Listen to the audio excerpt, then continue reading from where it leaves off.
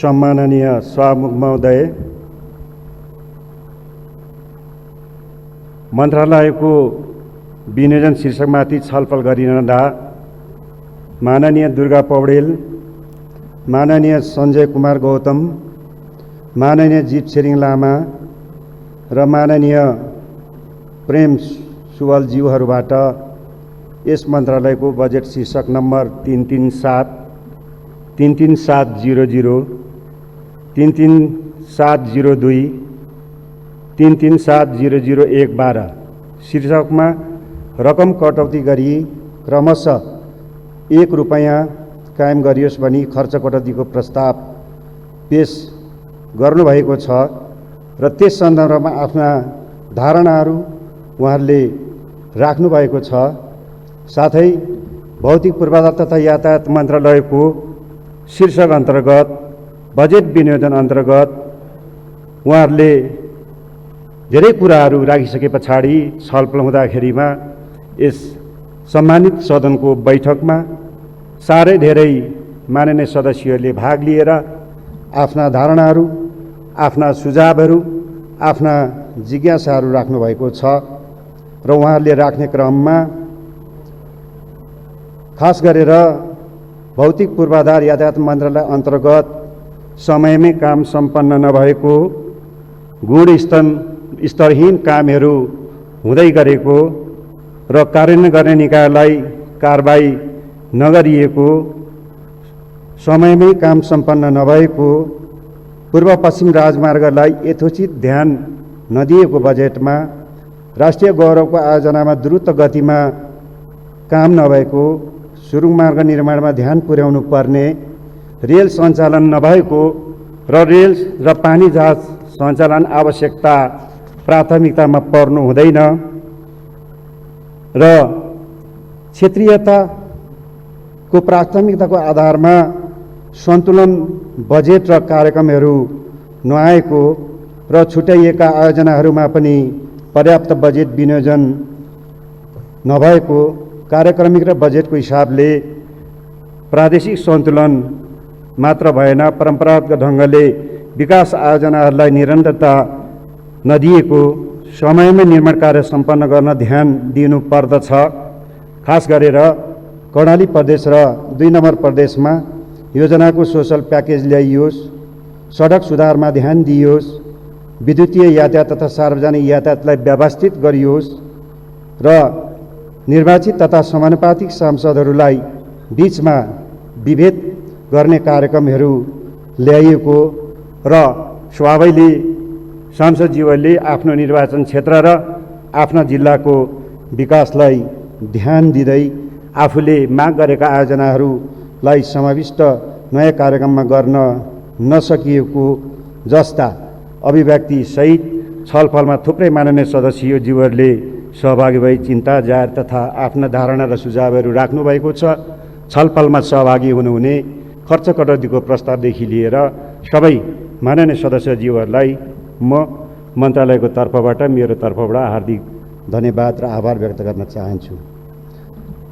सभामुख महोदय, माननीय सदस्यहरूले राख्नुभएको जिज्ञासातर्फ धारणा राख्ने क्रममा विश्वव्यापी रूपमा फैलिएको कोरोना महामारीले अर्थतन्त्रमा परेको प्रभावका कारण चालु आर्थिक वर्ष 2077-78 विनियोजित रकम 77-76 को भन्दा 77-78 यस मन्त्रालयमा प्रस्तावित रकम लगभग 22 अरबले न्यून छ। यस्तो अवस्थामा पनि सकेसम्म प्रादेशिक सन्तुलनलाई ख्याल गरिएको छ। सन्तुलनलाई ख्याल मात्रै होइन, सकेसम्म बजेटहरूलाई समानुपातिक ढङ्गले वितरण गर्ने कामहरू गरिएको छ। बजेट सिलिङ घटेको तर चालु आर्थिक वर्षमा सञ्चालित आयोजनाहरूलाई निरन्तरता दिनुपर्ने भएका कारण माननीय सदस्यज्यूहरूको माग बमोजिम नयाँ थप आयोजनाहरूलाई यो वर्ष समावेश गर्न नसकेको बेहोरा अनुरोध छ र आगामी दिनहरूमा यसलाई समेट्ने प्रयत्न गरिनेछ। वर्तमान असहज परिस्थितिका बावजुद औचित्य र आवश्यकताको आधारमा केचना कञ्चनजङ्घा पर्यटकीय मार्ग, तमर करिडोर, मिर्चया कटारी घुर्मी सल्लेरी, निर्वाचन क्षेत्र रणनीतिक सडक जस्ता केही थोरै मात्र नयाँ आयोजनाहरू समावेश गर्न सकिएको छ। विगतमा सुरु गरिएका राष्ट्रिय गौरवका आयोजनाहरू उत्तर दक्षिण लोकमार्ग, हुलाकी राजमार्ग, मदन भण्डारी राजमार्ग, मध्य पहाडी पुष्पलाल राजमार्ग, फास्ट ट्र्याक जस्ता आयोजनाहरू निर्धारित समयभित्र सम्पन्न गर्न यथोचित ध्यान दिएको छ र आवश्यक मात्रामा बजेटको विनियोजन गर्ने प्रयत्न गरिएको तर्फ मान्य सदस्यज्यूहरूको ध्यान आकर्षण गराउन चाहन्छु। विगत वर्षहरूदेखि सञ्चालन गरिँदै आएको 80वटा राष्ट्रिय राजमार्गलाई निरन्तर दिँदै पूर्व पश्चिम राजमार्गलाई कम्तीमा पनि 4 लेनको सडक स्तरोन्नति गर्ने कार्यको थालनी गरी काँक्राबिटादेखि बुटलसम्मको खण्डलाई अगाडि बढाउन प्रयत्न गरिएको छ, बजेटको व्यवस्था गरिएको छ। निर्मित सडकहरूको मर्मत सम्भार तथा सडक सुरक्षालाई ध्यान दिई आवश्यक रकम विनियोजन गरिएको छ र सडक सुरक्षा परिषद ऐन संसदमा पेश गर्नको निम्ति ड्राफ्ट कार्यहरू सम्पन्न भइसकेको ब्यौरा मान्य सदस्यज्यूहरूलाई जानकारी गराउन चाहन्छु। सम्माननीय सभामुख महोदय, तराई मधेस पूर्वाधार सडक विशेष कार्यक्रम तथा सडक पूर्वाधार विकास कार्यक्रमलाई सबै निर्वाचन क्षेत्रहरूमा विस्तार गरिएको छ। यस वर्ष प्रत्येक निर्वाचन क्षेत्रमा रु 10 करोड बराबरको खरिद प्रक्रिया अघि बढ्नुका साथै निर्वाचन क्षेत्र रणनीतिक सडकमा बजेट विनियोजन गरिनुले भौगोलिक सन्तुलन कायम गर्ने परम्पराको थालनी गरिएको ब्यौरा सबै मान्य सदस्यहरूलाई जानकारी गराउन चाहन्छु। नालढुङ्गा तथा सिद्धार्थ सुरुङमार्गको निर्माण प्रक्रियालाई द्रुत गतिमा अगाडि बढाउन साथै अन्य 7वटा सुरुङमार्गका अध्ययनका लागि बजेट विनियोजन गरिएको छ। काठमाडौँ उपत्यकाको बढ्दो ट्राफिकको जामलाई मध्यनजर गर्दै अन्डरपास र काठमाडौँ भ्यालीभित्र आगामी वर्षमा फ्लाइओभर निर्माण गर्नको निम्ति नयाँ काम थालनी गर्नको निम्ति बजेटको व्यवस्था गरिएको कुराहरू म जानकारी गराउन चाहन्छु। तराई मधेसमा निर्माणाधीन औद्योगिक कोरिडोर तथा महाकाली सेती भेरी कर्णालीदेखि लिएर त्रिशुली जस्ता उत्तर दक्षिण कोरिडोरको निर्माण कार्यलाई तीव्रता दिनको निम्ति बजेटको व्यवस्थाहरूलाई निरन्तर राखिएको छ। 1500वटा रणनीतिक तथा स्थानीय सडक पुलहरू निर्माण गर्न रकम विनियोजन गरिएको छ। करिब 700वटा सडक पुलहरू डिपिआर भइसकेको अवस्थामा छन्। 278वटा पुलहरू यो आउने आर्थिक वर्षमा सम्भाव्यता अध्ययन र डिपिआर गर्ने योजना छ। यति हुँदाहुँदै पनि बजेट व्यवस्थापन र निर्माण क्षमताको अभावले आगामी वर्षमा यी सबै पुलहरू निर्माण गर्न थप चुनौती रहेको छ। क्षमताको दृष्टिकोणले पुल निर्माणमा अत्याधिक चाप बढेको कुराहरू म सबै माननीय सदस्यज्यूहरूलाई जानकारी गराउन चाहन्छु। पूर्व पश्चिम विद्युतीय रेलमार्गको निर्माण कार्यलाई निरन्तरता दिँदै थप यस आर्थिक वर्ष 77-78मा काँक्राबिटादेखि इनौरा खण्ड निर्माणका लागि बजेटको व्यवस्था गरिएको छ र काठमाडौँ केरुङ तथा रक्सौल काठमाडौँको डिपिआर सम्पन्न अध्ययन कार्यलाई अगाडि बढाउनको निम्ति छिमेकी मुलुक चीन र भारतसँग सम्झौता गरेर यो कार्यलाई अगाडि बढाइएको छ। 2वटा रेलको खरिद प्रक्रिया सम्पन्न भई रेल निर्माण सब कार्य समेत सम्पन्न भएको छ। यस आउने वर्ष 77-78 आर्थिक वर्षभित्र नेपालको झण्डा फहराएर त्यो रेल जयनगर र जनकपुरमा सञ्चालन गर्ने बेहोराको निम्ति जानकारी गराउँदै त्यसमा आवश्यकीय रकमहरू विनियोजन गरिएको कुराहरू जानकारी गराउन चाहन्छु। समय सीमाभित्र निर्माण कार्य सम्पन्न नगर्ने वा नगराउने सम्बन्धित निकायहरूलाई जवाबदेही बनाउनको निम्ति आवश्यक कानुनी कारबाही गर्नको निम्ति आवश्यक कानुनी प्रावधानको व्यवस्था गरेर कानुन निर्माण गरिसकेको अवस्था छ। यसले गर्दा गुणस्तर कायम हुने र समयमै काम सम्पन्न हुने परिपाटीको थालनी हुनेछ भन्ने कुराहरूमा मन्त्रालय विश्वास राख्दछ। रेल यातायात एवं जल यातायातका कार्यक्रमहरू सरकारको आयोजनामा समावेश भई सोही बमोजिम सञ्चालन हुँदै आएकोले विगत वर्षदेखि यो नयाँ यातायातको नयाँ क्षेत्रलाई अङ्गीकार गरेको हुनाले त्यसलाई उल्लेखनीय रूपमा प्राथमिकतामा राख्न नसके पनि यसलाई निरन्तर दिनको निम्ति आवश्यक बजेटहरूको विनियोजन गरिएको कुराहरू यस सदनमा अभिव्यक्त गर्नुहुने आफ्ना धारणा राख्नुहुने सबै मान्य सदस्यज्यूहरूलाई जानकारी गराउन चाहन्छु।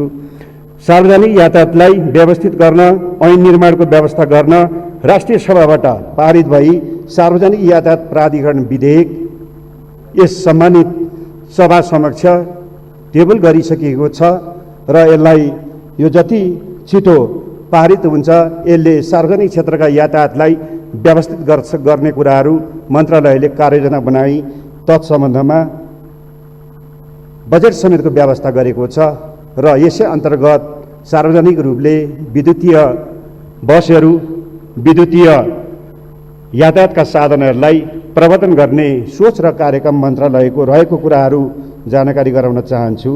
सम्माननीय सभामुख महोदय, गुणस्तरमा पर्याप्त ध्यान दिने गरिएको हरेक आयोजनामा क्वालिटी एस्युरेन्स प्लान बनाई स्वीकृत गराई सोही अनुसार कार्य गरिएको छ भने सडक विभाग अन्तर्गत केन्द्रमा 1वटा केन्द्रीय प्रयोगशाला साथै 5वटा क्षेत्रीय प्रयोगशाला एवं हरेक योजना तथा डिभिजन सडक कार्यालयहरूमा समेत प्रयोगशाला राखिएको व्यवस्था छ, जहाँबाट क्वालिटीहरूको चेक गर्ने र एस्युरेन्स गर्ने कामहरू भइरहेको छ। यसलाई पनि निरन्तरता दिएको छ।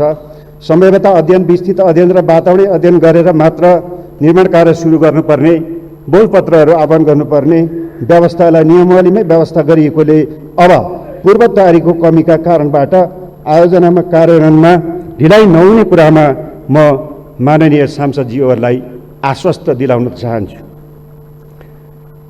यस आर्थिक वर्षदेखि नै विगतका अधुरा कार्यहरूलाई प्राथमिकता दिई निर्माण सम्पन्न हुनेतर्फ ध्यान दिएको छ। धेरै आयोजनाहरू सङ्घमा पनि नपरेको, सङ्घबाट तल प्रदेशमा हस्तान्तरण गरिएको र कुनै पनि निकायले यसलाई ध्यान नदिएको अवस्था रहेको कुराहरू माननीय सदस्यज्यूहरूले उठाएको कुराहरू यथार्थ हो।